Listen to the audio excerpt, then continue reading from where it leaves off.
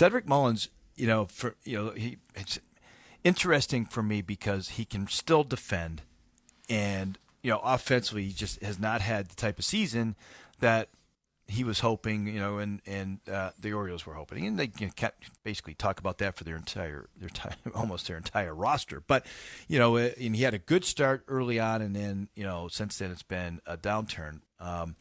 He did have a couple good games recently over the weekend, and he's a guy that I think would be a good change of scenery. He can certainly still defend. He's an interesting fit for a couple teams that need outfield help. Philadelphia needs outfield help. I know the Mets are looking for center field help.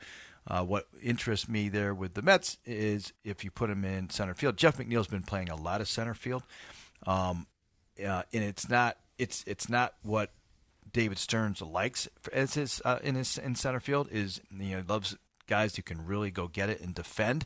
But Tyrone Taylor is in a like a 3 for his last 50 type of slump, and so he's better off as a kind of a defensive replacement or a part-time guy, not necessarily a full-time role. You could move McNeil back to the infield, and you could take one of those young guys if there was interest in, let's say, Acuna or Vientos, whoever it might be, to try to get your impact starter that they're trying to do. So that's kind of interesting to me how that kind of plays out.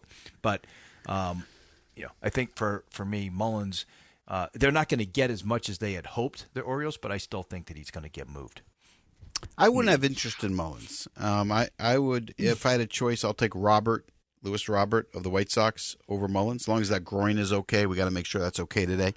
But I'm struggling with Mullins. I am, and I've always liked the player because I like guys that can hit 20 homers and steal 20 bags and play really good defense in center field.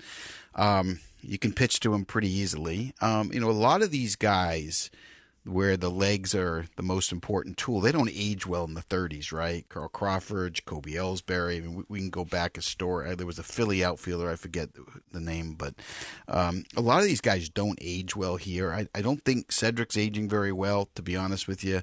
Hand-eye coordination bothers me a little bit here. And I just don't know where he goes. Now, if I was a team, would I have interest in him as a fourth outfielder? Sure. I need a team that's got a loaded lineup to add him. You mentioned the Phillies. I'm okay adding him. I don't know if he's going to move the needle for me, though.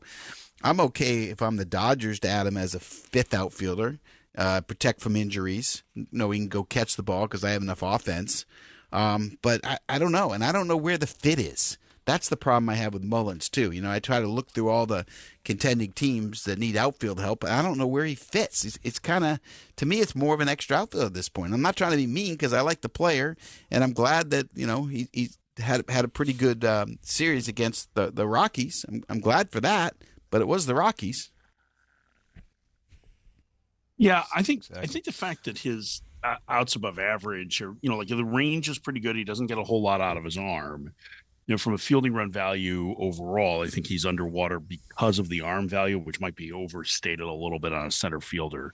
So if you're looking for a guy who can platoon in center field and just face righties and hit at the bottom of the lineup so you can get somebody that catches the ball because you don't have good defense there, I certainly see how the run prevention works for him. But he does feel a little bit more like an extra outfielder. And I don't know, Duke, you would have a better idea on this. If they move Mullins, are they doing it with the expectation that they're going to add a significant piece, or more with the expectation that they're going to take some cost savings that they'll be able to apply to next year? No, I think they're just trying to get whatever they can for him. Doesn't make a lot of sense for him. They've got other young outfielders that need to get playing time, so you might as well clear the spot. Eventually, if they don't trade him, he's going to probably end up on the bench for the Orioles, because they've got these younger guys that they want to play. So to me, again, trying to find the fit there. He's not like he's necessarily impactful, but I think in a certain case, wherever exactly where that is, I think he upgrades the 26-man roster in certain cases, can steal a base still. So anyway, we'll see what ends. And I think he's a guy that could definitely get a change of scenery boost as well. Robert, for me, you have the upside there. I always worry about the injury factor with him, and he just hasn't stayed healthy for me. He's definitely a change of scenery too. Someone might catch lightning in a bottle, but I also think I don't know. I wouldn't want those club options. I'm not really all that interested in him either. So it's like I don't know. There's a spot for both of them. I just can't quite seem to find it.